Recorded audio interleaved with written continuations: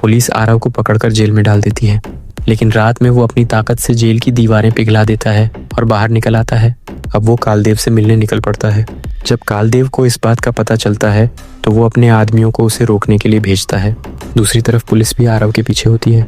यहाँ एक सीन बनता है जहाँ कालदेव का एक आदमी आरव के पीछे दौड़ता है और आरव अपनी बाइक पे उसके पीछे लग जाता है।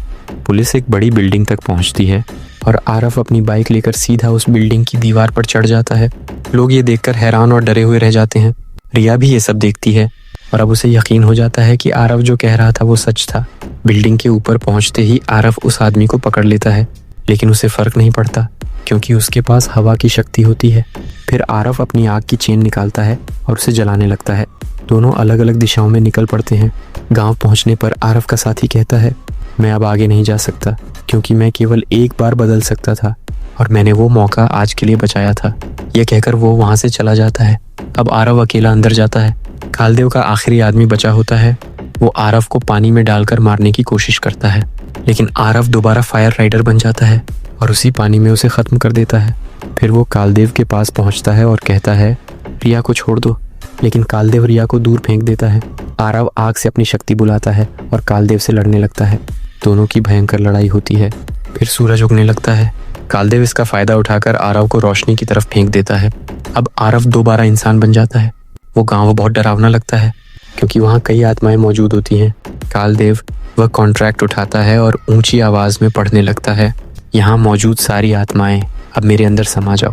ये सुनते ही सारी आत्माएं उसके अंदर चली जाती हैं और उसकी आंखें लाल हो जाती हैं क्योंकि अब उसके पास अनगिनत शक्तियाँ होती हैं।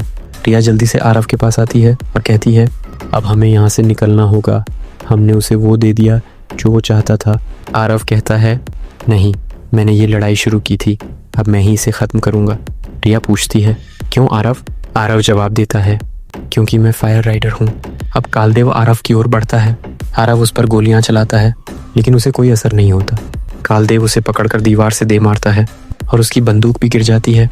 वो अंधेरे में जाने की कोशिश करता है, लेकिन कालदेव उसका गला पकड़कर कहता है, अब नहीं, अब सारी आत्माएं मेरी हैं। तभी रिया आती है और उस पर गोलियां चलाने लगती है। कालदेव थोड़ा भटक जाता है और आरव उसके हाथों से छूट जाता है। रिया दोबारा फायर करती है और कालदेव की गर्दन अलग हो जाती है, लेकिन वो फिर से अपनी शक्ति से खुद को जोड़ लेता है। अब रिया की बंदूक की सारी गोलियां खत्म हो जाती हैं। आरव तुरंत कहता है, अब मेरी बारी। वो अपना हाथ आग में जलाकर उस पर वार करता है।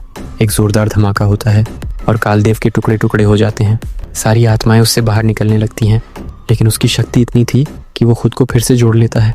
अब आरव मुस्कुराता है और कहता है,